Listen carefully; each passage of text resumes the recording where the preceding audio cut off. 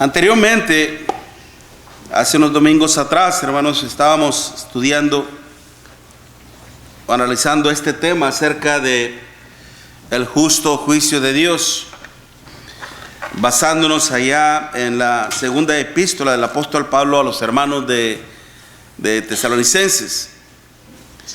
Y vamos a leerlo para que recordemos nuevamente y hagamos una muy breve repaso para retomar el hilo y volver al punto principal. Segunda de Tesalonicenses capítulo 1, versículo del 5 al 10. Esto es demostración del justo juicio de Dios, para que seas tenidos por dignos del reino de Dios, por el cual asimismo padecéis. Porque es justo delante de Dios, dice, pagar con tribulación a los que os atribulan.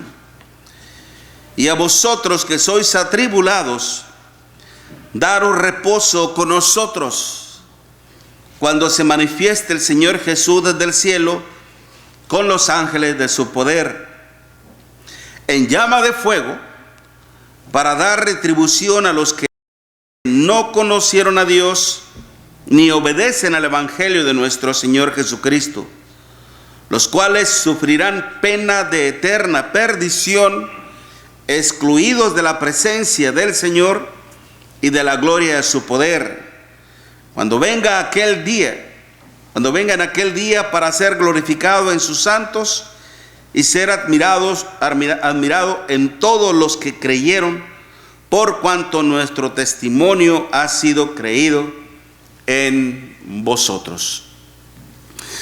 Habíamos hablado, hermanos, como introducción, el hecho de que Dios va a llevar a cabo su juicio, y se considera ahí como el justo juicio de Dios, implicando, entendiendo que Dios, al ser un Dios de justicia, hermanos, iba a implicar un justo juicio. Cuando se habla de un juicio, hermanos, crino, implica el hecho de saber dividir, separar entre lo que es lo bueno y lo malo. Y cuando se habla de lo que es justo, hermanos, implica el hecho de impartir justicia, de dar, hermanos, a cada cosa lo que le corresponde. Se habla de lo que es justo, es algo que es equitativo, es algo que es meramente un derecho. Okay. Entonces, realmente el justo juicio de Dios se iba a llevar a cabo en este mundo cuando iba a venir nuestro Señor Jesucristo.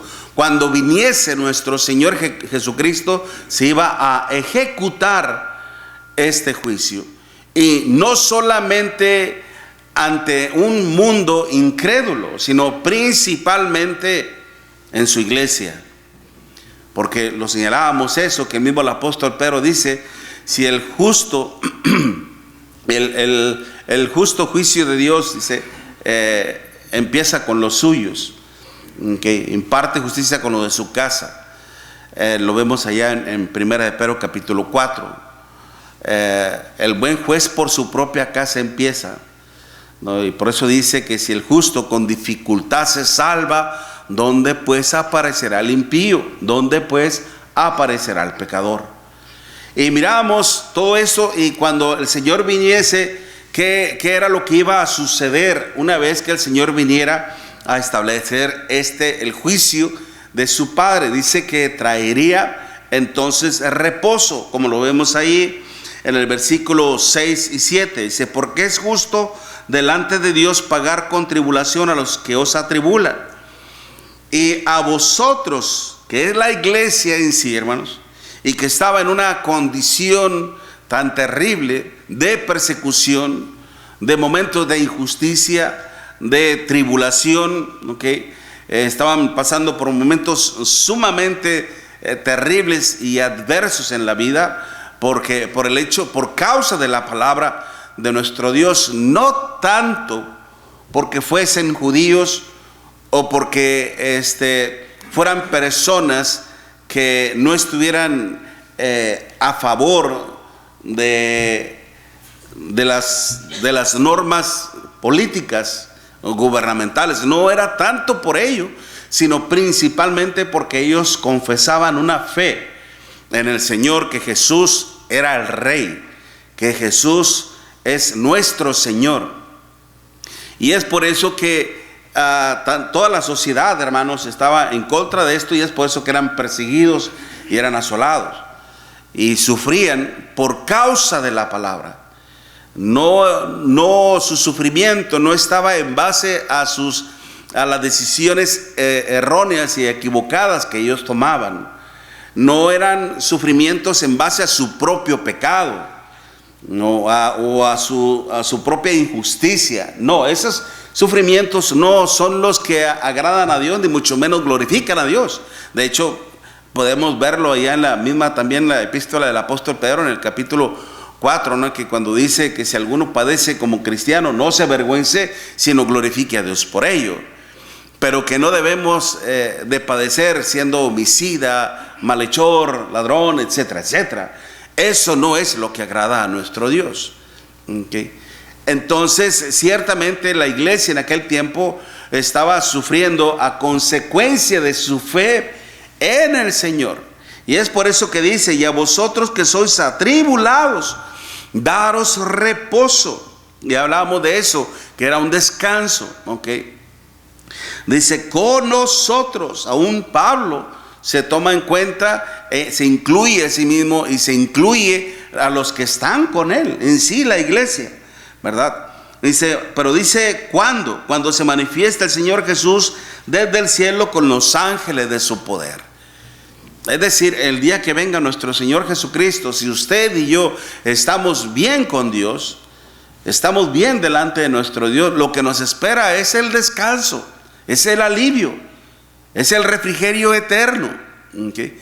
En la eternidad, como lo hablamos en la mañana, y que será para la honra y gloria de nuestro Dios. Pero no solamente el Señor va a venir a cumplir todas sus promesas y por ende, hermanos, llevarnos al descanso eterno, sino que aún ahora va a haber otra cosa. Cuando después dice, y a vosotros que sois atribulados, daros reposo con nosotros cuando se manifiesta el Señor Jesús desde el cielo con los ángeles de su poder, y luego después dice, en llama de fuego, para dar retribución a los que no conocieron a Dios ni obedecen al evangelio de nuestro Señor Jesucristo, los cuales, ¿quiénes son los que no conocieron a Dios y no obedecen al Señor?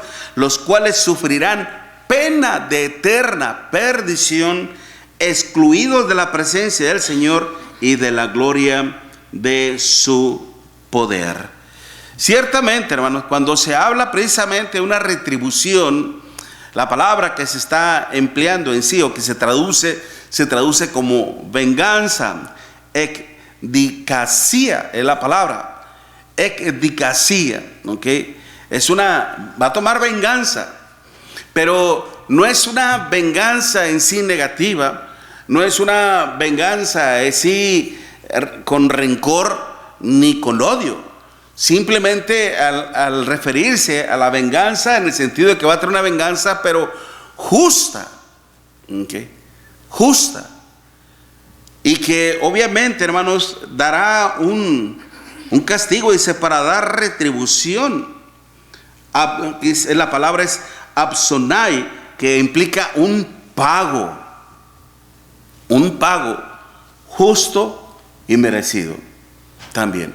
Es como cuando nosotros aquí en este país, hermanos, a veces cometemos una infracción de tránsito y el policía nos ve, nos sorprende que hiciste un semialto, te pasaste un alto, etcétera. Nos detienen, nos preguntan si traes licencia, traes aseguranza. Pues no traen ni licencia ni aseguranza, pues ahí van tres, ¿cómo se le dice? Tres infracciones, ¿ok? No traes licencia, no traes aseguranza y todavía infringes la ley, ¿okay? No respetando los señalamientos. Le dan a uno un papelito, una copia y preséntese ante el juez. Y uno va, hermanos, ante el juez y se pone ante esa persona que es un representante de la ley. Y a uno le dicen: usted cometió una serie de infracciones, esto y aquello. Y sus delitos, por sus delitos, usted se hace acreedor. ¿Qué es un acreedor? Una persona que está en deuda y que tiene que pagar. ¿Okay? Su pago es tanto, ándele, para que se eduque bien y bonito. ¿Okay? Eso es lo que implica una retribución. Muchas personas, hermanos, en este mundo viven su vida a su manera, a su modo. ¿Okay? Y viviendo de una manera injusta, e impía, e inmoral, e indecente, creyendo en sí que su pecado nunca lo va a alcanzar.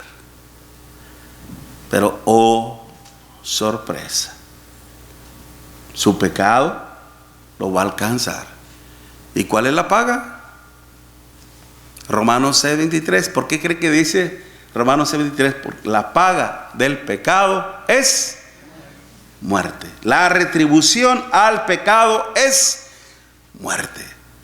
¿Okay?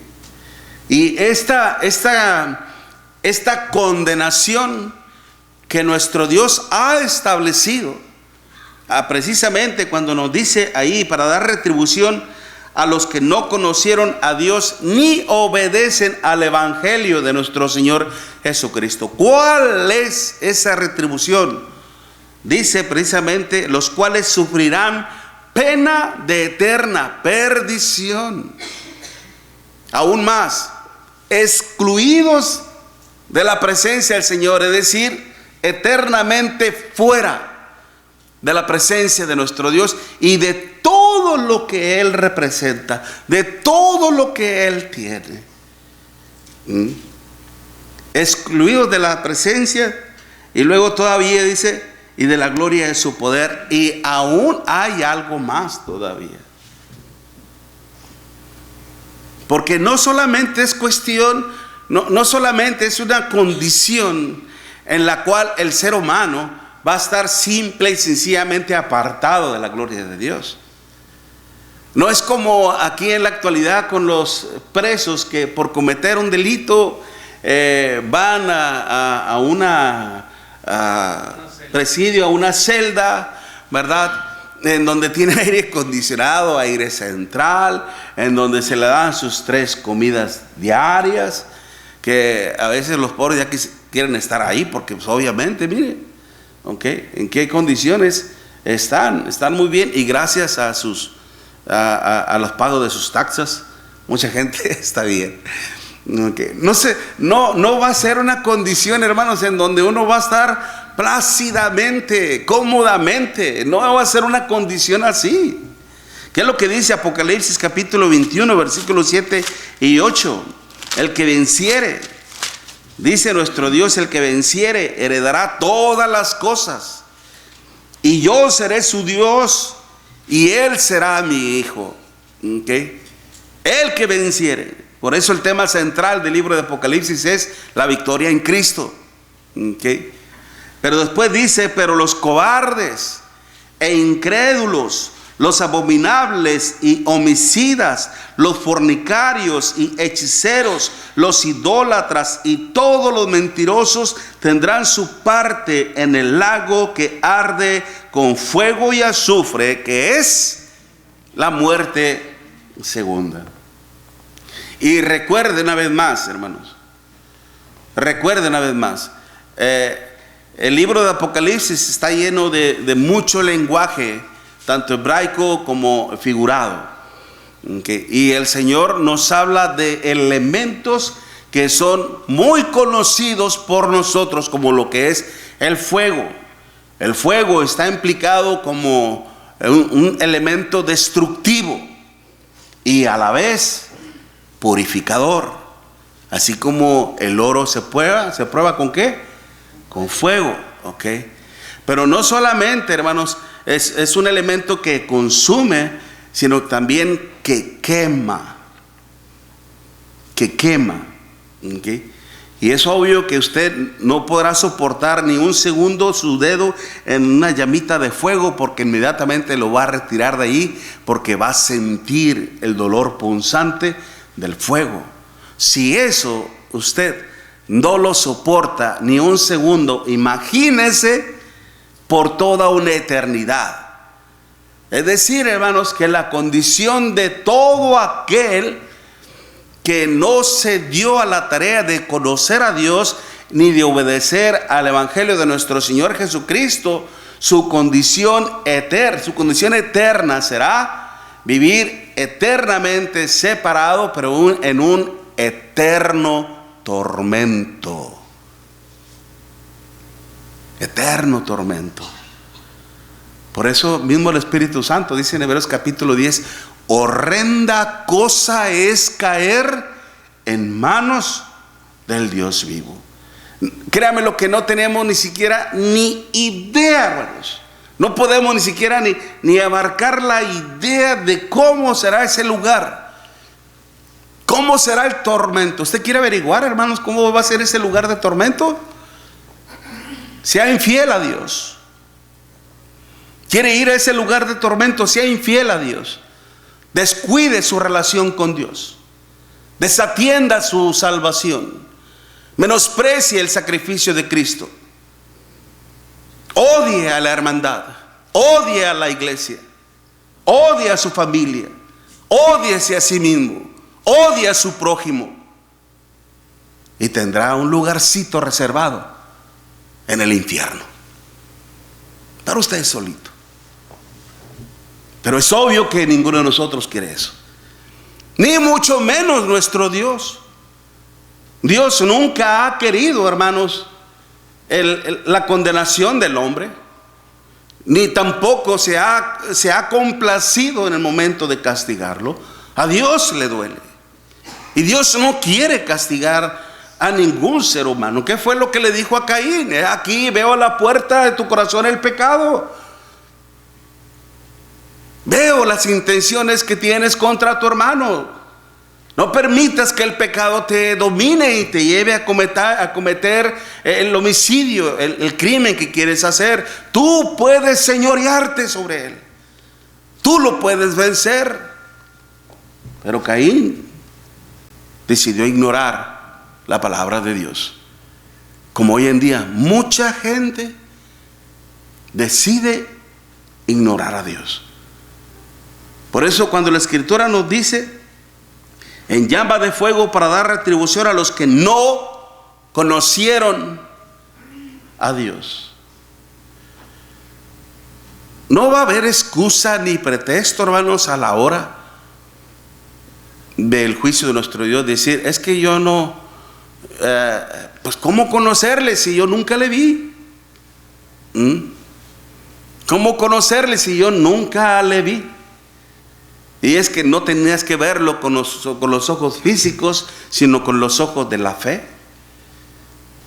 Por algo nuestro Dios, hermanos, dice el Espíritu Santo en Hebreos capítulo 1, Dios habiendo hablado en otros tiempos y en otras maneras a los profetas, a los padres por los profetas, en estos postreros días nos ha hablado por medio del Hijo, a quien constituyó heredero de todo y por quien asimismo hizo el universo. Dice: nos ha hablado. Y esa palabra, hermanos, ese verbo está en un modo activo. Hablado en el sentido de que hasta hoy el día Dios nos sigue hablando a través de Cristo. Está en un tiempo presente y a la vez continuo. Lamentablemente, hermanos, el hombre se pone en esa misma condición. Todo aquel que decide ignorar a Dios se pone en esa condición. Dios se ha mostrado, hermanos, a través, por algo tenemos la palabra escrita para saber quién es Dios y qué es lo que Dios desea de mí. En el tiempo de Adán, Dios comunicándose con Adán. En el tiempo de los patriarcas, Dios hablando a los patriarcas. En el tiempo del pueblo de Israel, Dios comunicándose con el pueblo a través de Moisés y les dio una ley. Aún todavía, en la consumación de toda la ley, envió a su Hijo, ya no un profeta, sino que ahora envió a su Hijo, para que precisamente conociéramos la esencia misma de la deidad. Cuando hablamos, hermanos, precisamente, cuando el mismo Colosenses, el apóstol Pablo habla de que el Señor estaba, como dice el texto, en Él vimos corporalmente toda la plenitud de la deidad. Esa palabra teiotes, deidad, hermanos, habla en la cuestión de una naturaleza completamente divina. Divina. Cristo era 100% Dios. ¿Por qué? Porque Él también tenía el poder para dar vida y para quitarla. Cuando hablamos de Dios, hermanos, de la esencia de Dios, nuestro Dios es omnipotente, omnisciente y omnipresente. Y aún en su infinita sapiencia, en el sentido de que Él es la fuente inagotable de toda la sabiduría. Y lo maravilloso de esto, hermanos, que aún todavía se puede anticipar ante tu propio pensamiento, conocer las maquinaciones, las intenciones de tus pensamientos antes de tenerlos. Dios es grande, hermanos, maravilloso. Amén. Por eso para Dios no hay nada oculto. No hay nada que se pueda ocultar. Y Dios se ha manifestado de muchas maneras, a través de su palabra, a través de la historia misma, a través de su creación misma, de tal modo de que no tengamos nosotros ninguna excusa ni pretexto para decir que nunca escuché de Dios. Dice el apóstol Pablo ahí en Romanos, en el capítulo 1, hermanos, dice en el versículo 18 de Romanos 1, versículo 18, dice: porque la ira de Dios se revela desde el cielo contra toda impiedad e injusticia de los hombres que detienen con injusticia la verdad, porque lo que de Dios se conoce les es manifiesto, pues Dios se lo manifestó, porque las cosas invisibles de Él, que Pablo, su eterno poder y deidad, se hacen claramente visibles desde la creación del mundo, siendo entendidas por medio de las cosas hechas, de modo que no tienen excusa. Si el hombre, hermanos, está en la ignorancia, en la falta de conocimiento en relación a Dios, es porque Él así lo ha querido. No ha querido conocer a Dios.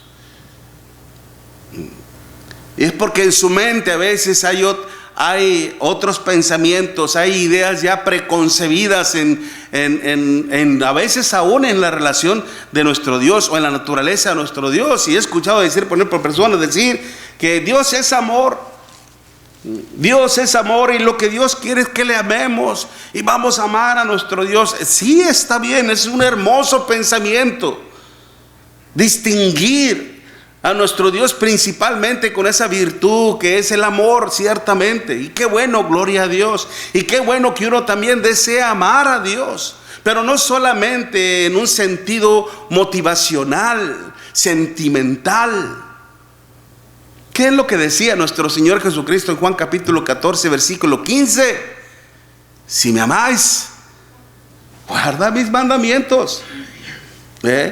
Guarda mis mandamientos. Romanos capítulo 11, versículo 22. Mirad pues la bondad y la severidad de Dios. La severidad ciertamente para con los que cayeron, pero la bondad para contigo si tú permaneces en esa bondad. Pues de otra manera tú también serás ¿qué? Cortado. ¿Quiénes fueron los que cayeron, hermano? Los que salieron de la esclavitud de Egipto. De toda aquella generación, ¿cuántos pudieron entrar a la tierra prometida? Solo 2. Todos los demás perecieron. ¿Por qué? Por su propio pecado. Es importante entonces conocer de bien a bien a nuestro Dios. Lamentablemente muchas personas por eso, al no leer la Biblia y al no entenderla, hermanos, se están privando del conocimiento de Dios, del entendimiento. Mucha gente también me ha escuchado decir que yo leo la Biblia en la casa. Hace poquito una compañera de trabajo me dijo, yo he leído la Biblia 5 veces, toda la Biblia, desde Génesis hasta Apocalipsis. Wow, increíble. Increíble, yo no lo he hecho. Honestamente yo no lo he hecho. Pero al haber leído usted la Biblia 5 veces, ¿qué fue lo que entendió de ella? No sé, porque es un libro muy confuso. Hay mucha confusión. Yo nomás lo leí así. ¿De qué sirvió haberlo leído? Nosotros cuando estuvimos en la escuela, cuando estuve en la escuela de predicación, hermanos, en Brown Trail, el hermano que nos tocó a nosotros, que nos dio el Pentateuco, Génesis, Éxodo, Levítico, Número y Deuteronomio, dijo, van a leer cada libro 5 veces, cada libro, y van a llevar un registro. Échate ese trompo a la uña. Le digo, oye hermano, yo entiendo, ¿no?, que uno viene aquí a la escuela y a aprender, pero ¿cuál es el punto? El punto es que te familiarices con los libros, que sepas todo relacionado a los mismos, y vas a llevar un registro, ¿no? Y lo que yo hacía, hermano, era llegar a la casa, aventarme un coyotito, dormir unas 45 minutos, me levantaba, comía y pégale a la lectura. Y lo que hacía era, leía 10 capítulos, no más. Paraba y le seguía a otra tarea. Porque si usted se quiere comer, termina dormido. ¿Ok? O cansado. Pero el punto es, precisamente, si Dios nos ha dejado su palabra escrita, es para que le conozcamos correctamente. Nuestro Señor dice allá en Juan capítulo 17, versículo 3, esta es la vida eterna, que te conozcan a ti, al único Dios verdadero, y a Jesucristo a quien tú has enviado. La vida eterna consiste en conocer a Dios, ¿ok? Pero conocerle correctamente. La gente puede leer la Biblia pero no entenderla. ¿Qué pasó en el caso del eunuco? ¿Qué venía haciendo este hombre? Venía leyendo el profeta Isaías. Cuando Felipe se le acercó, le dijo, ¿entiendes lo que es? ¿Y cómo voy a poder entender si no hay quien me lo explique? ¿Qué significa eso? Que la escritura tiene que explicarse, y explicarse correctamente. Un salmo, hermanos, el Salmo 120, si no me equivoco, dice que la suma de tu palabra es verdad. Cuando se habla de la suma, hermanos, está hablando de la ciencia de las matemáticas. Un texto más otro es verdad. ¿Sí me explico?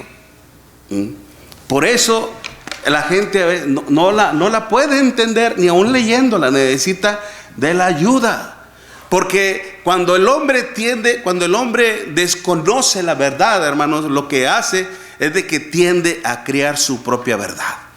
Y el ser humano, por ser un adorador impulsivo, hermanos, empieza a adorar a muchas cosas materiales, hasta personas. Estábamos hablando hace un momento, ahorita, ¿no? ¿Cómo se llama esta persona? ¿Cómo decía su nombre? Joe Bain, ¿o cómo? Justin, ¿verdad? De Houston, que tiene una audiencia enorme, hermanos, en donde llena un auditorio como 4 veces más grande que este, ¿no? ¿Y por qué? Porque lo que hace la gente, hermanos, es de que tiende a idolatrar a las personas por ser adoradores compulsivos, y no están adorando al Dios verdadero. ¿Qué pasó cuando precisamente el apóstol Pablo llegó en Atenas? En Hechos capítulo 17, versículo 16, 17 dice que su espíritu se enardeció al ver entregada a la ciudad, entregada a la idolatría, y empezó a predicar. Fue a la sinagoga y empezó a predicar y de repente y empezó a llamar la atención de muchas personas y también de muchos filósofos, de los epicureos y los estoicos, que también tenían sus propias filosofías en relación a la deidad. Y tenían un sinfín de deidades, monumentos y estatuas de muchas deidades en aquel tiempo, que ya estaba mixteada lo que es la teología greco-romana. Y es por eso que le tomaron y le dijeron: queremos oír acerca de ese Jesús y de la resurrección. Jesús un personaje y la resurrección otro personaje. Pero ellos no sabían que la resurrección era la resurrección de Cristo. Y cuando el apóstol Pablo se empezó a predicar: en todo observo que sois muy religiosos, es decir, muy supersticiosos. Aunque pasando y mirando vuestros santuarios, ahí también un altar en el cual decía: al Dios no conocido, a ese quien ustedes no conocen, de quien vengo a hablarles. El Dios que hizo el cielo y la tierra y todo lo que en ellos hay, no habita en templos hechos por manos humanas, ni es honrado por manos humanas como si necesitase de algo. Él es quien da aliento y vida a todas las cosas, y todas las cosas por Él subsisten. Le da un tremendo sermón. Un maravilloso sermón, hermanos. Que Él es el creador de todo el universo, de toda la vida, tanto adentro como fuera de este mundo. Que es nuestro creador, es nuestro hacedor. Y es por eso que termina diciendo el apóstol Pablo: Dios, habiendo pasado por alto los tiempos de esta ignorancia, ahora manda a todos los hombres y en todo lugar que se arrepientan, por cuanto ha establecido un día en el cual juzgará al mundo por aquel varón. Dios, habiendo pasado por alto los tiempos de esta ignorancia. ¿Y qué hicieron toda esa gente? ¿Se convirtieron? No, excepto dos que ni siquiera habían tomado en cuenta que en ese día irían a conocer el evangelio de nuestro Señor Jesucristo y a nuestro Dios, el areopagista. Y otros dos más oyeron, creyeron, se arrepintieron, se bautizaron y se convirtieron al Señor. Mire dónde vino pegando el rayo de la palabra. Pero precisamente, hermanos, mucha gente lamentablemente va a ser condenada, no porque carezca del conocimiento, sino porque se cierran al mismo. Prefieren vivir en la ignorancia, como dice Romanos capítulo 2. Como no aprobaron tener en cuenta a Dios, Dios los entrega a una mente reprobada para hacer cosas que no convienen, estando atestados de toda injusticia y de toda avaricia. Dios los entrega a una mente reprobada. ¿Sabe qué significa eso? Una vez que el hombre decide ignorar a Dios en su vida, hermanos, se entrega a su propia mente, su propia carne, y va a vivir una vida de indecencia, de inmoralidad, de pecado, y se va a destruir a sí mismo. Pero en sí, hermanos, el que se condena a esta sentencia es el hombre mismo y no Dios.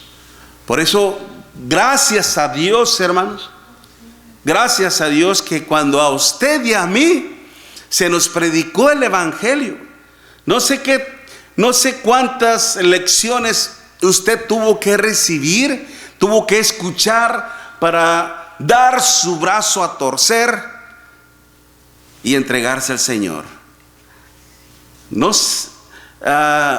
Sabe que yo no le costé mucho trabajo al Señor. Yo, a lo más que recuerdo, hermanos, unas 4 o 5 lecciones, y con esas tuve. Y hasta mi difunta esposa se quedó sorprendida cuando decidí bautizarme. ¿Te vas a bautizar? ¿En serio? Sí, oye, pues eso está bien claro, bien entendible. Y lo hice. Ok. Pero no sabía en sí lo que implicaba todo esto, y ya con el tiempo, vaya que me costó trabajo entenderlo bien a bien. Pero gloria a Dios, hermanos, porque a usted también escuchó la palabra, la entendió, la aceptó, y ahora es parte de las bendiciones eternas de nuestro Dios. Démosle gloria a Dios, hermanos, porque ahora que estamos en el reino de nuestro Dios, nos estamos privando o alejando de esta sentencia, que la cual va a castigar a todos aquellos que han decidido ignorar a Dios. No podemos decir, hermanos, que creemos en Dios cuando nuestros hechos y nuestras palabras, hermanos, van en contra de la voluntad de nuestro Dios. No podemos decir, hermanos, que tenemos una relación con Dios y a la vez lo estamos ignorando en nuestra vida. De hecho, la misma palabra, cuando dice no conocieron a Dios, es la misma conocer, es la palabra ginosco, como la palabra que empleó el Señor en Juan 17, versículo 3. Esta es la vida eterna, que te conozcan, no conocieron. Es la palabra ginosco, que implica el hecho de conocer a alguien, pero personalmente.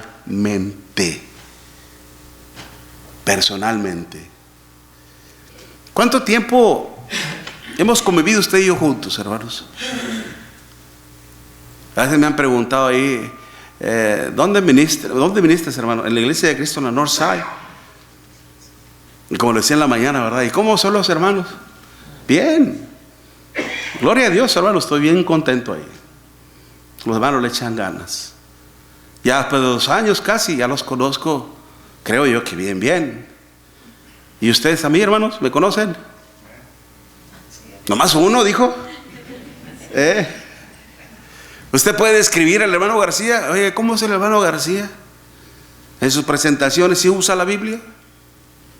Una tachita, casi no. La torre. Es paciente, es trabajador, está ahí. Solamente ustedes pueden decir, ¿ok? Pero ya hemos estado en una etapa en donde ya nos conocimos personalmente. No nos conocíamos personalmente, sino de oídas, ¿verdad? O a veces en algunas campañas nos mirábamos. Así, y yo conocía a varios. Al hermano Juan lo conocí en una campaña. Al hermano David, una vez que nos visitó ahí en la Norwest también. Y así a varios de ustedes los conocía, pero nada más de pasadita, como quien dice. Ahora, gloria a Dios, hermanos, nos conocemos muy bien. Así es, hermanos, para poder conocer a Dios tenemos que intimidar con Él, conocer su voluntad, hacer su voluntad y vivir en su voluntad, para que de esta manera precisamente tengamos una vida íntima con Dios. Y más aún cuando hacemos oración, hermanos. Yo, no es por nada, yo todas las mañanas, hermanos, a veces acostado, a veces ya sentado, yo le digo: Padre mío, acuérdate de mis súplicas, acuérdate de mis ruegos, ten piedad y misericordia por mis hijos, ten piedad y misericordia por mis hermanos, ten piedad y misericordia por esto. Líbrame, Señor, de pecar contra ti. Líbrame, Señor, guárdame y líbrame de mis malos pensamientos. Y uno ora a Dios, hermano, y entra, hasta se siente que Dios nos escucha realmente. Y no es una cuestión de que uno está confiando en lo que siente uno, sino realmente en la vida que uno lleva delante de Dios, hermanos. Esto es hermoso. Pero aquellos que no conocen a Dios, hermanos, no pueden sentir esto realmente. Pueden ser engañados por su propio corazón. Como dice Jeremías 17, versículo 9, engañoso es el corazón más que todas las cosas y perverso. Nos puede hacer querer algo que no es. Pero nomás póngase a pensar, mi hermano, mi hermana, cuando usted ora a Dios, ¿siente realmente que es escuchada, que es escuchado por Dios? Gloria a Dios, hermano. Gloria a Dios. Eso quiere decir que estamos bien con Él. Entonces, este juicio, esta sentencia, hermanos, no nos va a alcanzar a nosotros. No nos va a alcanzar. Solamente para aquellos, hermanos, que no se dieron a la tarea de conocer a Dios. Acuérdense qué fue lo que le pasó a aquel rico, que a la puerta de su casa tenía aquel mendigo enfermo, lleno de llagas, que deseaba saciar de las migajas que caían de la mesa del rico el hambre. Y este hombre nunca practicó la misericordia. ¿Por qué? Porque nunca conoció a Dios. si hubiera realmente conocido a Dios, hermanos, hubiera hecho mucho por ese hombre en gran necesidad. Pero al haber ignorado a Dios en su vida, ¿cuál fue su destino? En el lugar de tormento. Así que, hermanos, este es el justo juicio de Dios realmente. Traerá consolación para todos los que hemos creído, hemos conocido a Dios, hemos obedecido al Evangelio y nos hemos mantenido fiel a Él. Pero para aquellos que no se han dado a la tarea de conocer a Dios ni de obedecer al Evangelio, están en este gran riesgo. Les platicaba hace un momento a los hermanos, platicando con unos compañeros de trabajo, les parafraseaba la historia del general Naamán, que ya dos compañeros, uno es religioso, y le estaba hablando precisamente de esta historia y de cómo es que este hombre al principio se negó en obedecer a Dios, de ir a zambullirse en el río Jordán 7 veces. Y a una de ellas, a una compañera le dijo: ¿qué hubiera hecho usted? Dijo ella: yo lo hubiera hecho, sin importarme. A mí lo que me hubiera importado hubiera sido sanarme, sin importar qué río. Yo me hubiera sumergido, me hubiera metido. ¿Okay? Y el otro nada más escuchó y no decía nada. Pero fue lo que les dije. ¿Qué es lo que nos enseña esto? Que cuando este hombre se negó a hacer la voluntad de Dios, ¿por qué? Porque él deseaba ser sanado por Dios a su manera y a su modo. ¿Qué dijo? Yo pensé que este hombre, él, no su sirviente, él iba a salir, iba a imponer sus manos sobre mí, e iba a invocar el nombre de su Dios y iba a ser sanado. Río de Damasco y de Farfar, no sé qué dice, ¿no son mejores que estos?